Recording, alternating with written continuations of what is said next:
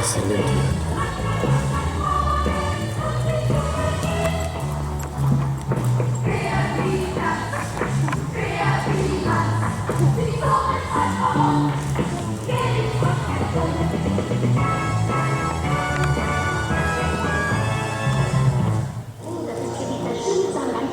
Eine Badewanne voll Wasser, voller Schaum und nicht drin. Mit Seife und Waschlappen und dann runter mit dem Dreck.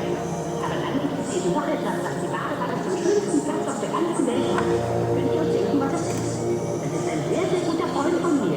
Ja, mein ganz besonderer Lieblingsinsekt. Mein Glitzer ist